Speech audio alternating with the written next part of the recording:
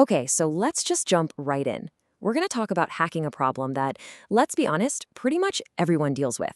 You know that daily battle, trying to eat healthy when you're just totally wiped out and have zero time. It feels like this universal struggle, right?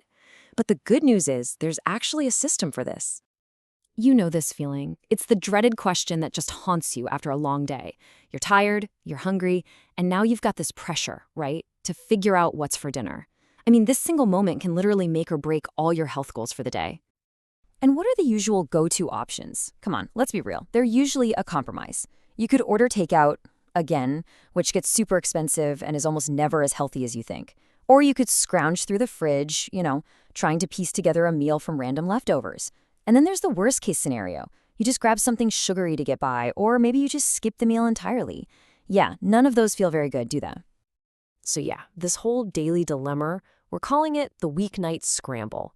And it's so much more than just an annoyance. It's actually a vicious cycle where your stress and your eating habits get all tangled up, and it can feel almost impossible to break free. And this quote from the Mayo Clinic, wow, it just gets right to the heart of it. Sometimes the strongest food cravings hit when you're at your weakest point emotionally. That just nails it, doesn't it? It shows how stress and just being tired directly mess with our choices. So listen, this isn't about a lack of willpower. It's literally your body reacting to being completely drained. And this is what that cycle looks like in action. It starts with those tough emotions, right? And they trigger you to overeat. Then, what happens? You feel guilty. That guilt makes you feel even worse. And in this, cruel twist, what do? You overeat again. So here's the big takeaway. If you want to fix the eating habit, you have to break the emotional cycle first. Okay, so how in the world do we break that cycle? Well, you do it with a proactive system. And look, this is way more than just, cooking a bunch of chicken on a Sunday. It's a whole strategic approach to food that makes your entire week simpler and just completely erases that 5 p.m. stress. And the benefits? Oh, they are absolutely huge. First off, you save a ton of time during the week. You just naturally start eating healthier because the good stuff is suddenly the easiest option. You get built-in portion control without even thinking about it. You waste less food, which means you save money. And maybe the best part of all, you totally eliminate that daily decision stress. That what's for dinner question? Gone. All right, so hopefully you're on board with the why. Now let's get into the how. This is your playbook. These are the practical, no-fluff tools that you need to actually make this whole system work for you. Okay, the secret sauce here is just setting aside a couple of hours on the weekend. That's it. Step 1, you plan out your menu for the week. Step 2, that plan becomes your super focused grocery list. Step 3, you batch cook some of those versatile staples. Things like rice, quinoa, roasted veggies. And then the final step, and this is crucial, you portion everything out into grab-and-go containers. And just like that, dinner is now a simple, stress-free grab-and-reheat deal.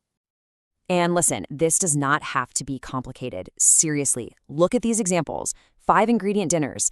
That crock-pot teriyaki chicken, it's basically just chicken plus 4 things you probably already have in your pantry. Same goes for the baked pesto chicken. This just proves you don't need some crazy long, intimidating list of ingredients to make something that's both delicious and healthy. Here's another super powerful tool for your toolkit, Smart Swaps. You can still go for convenience without automatically reaching for the unhealthy stuff. So instead of that sugary yogurt, grab some Greek yogurt. Instead of chips and crackers, have string cheese and nuts on hand. And oh, my personal favorite hack? A rotisserie chicken and a bagged salad. That is a fantastic, zero-prep dinner that is miles better than getting takeout. Okay, so we've got the strategy down. We know what to do. But how do we actually make it stick, right? This is where we need to dive into the science of how habits actually form. Because knowing what to do, that's only half the battle. The real goal is making it automatic. And the core idea we need to understand is something called the habit loop. It's this really simple but super powerful cycle that our brain runs on to turn any action into an automatic routine. And once you understand this, it's the key to building pretty much any new habit, especially meal prepping. It all breaks down into 3 simple parts. First, there's the cue. That's the trigger that tells your brain, hey, it's time to do that thing. It could be something as simple as a calendar reminder on Sunday afternoon. Next up is the routine, which is the action itself. Your 2 hours of chopping and cooking. And finally, and this is the most important part, is the reward, that amazing feeling of relief you get, plus all those delicious, easy meals you get to enjoy all week. When your brain links that cue, that routine, and that awesome reward, That's when the behavior starts to become second nature. But what if building that whole new loop feels, I don't know, a little overwhelming right now? Well, that brings us to this number, just 1%. This is all about the power of marginal gains. Look, the goal is not to perfectly transform your entire life overnight. That's just not realistic. It's about making one tiny 1% improvement, a small change that's actually sustainable.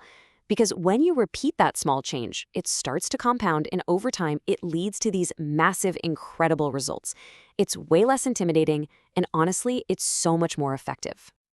So let's pull all this together into a simple toolkit for you. These are the strategies you can literally start using today to put that 1% idea into practice. First off, don't try to prep every single meal for the whole week. That's too much. Just aim for 2 or 3 dinners. That's it. That's your 1% start. Go stock your desk or your bag with some healthy snacks, like nuts or fruit, so you're never caught hungry and unprepared.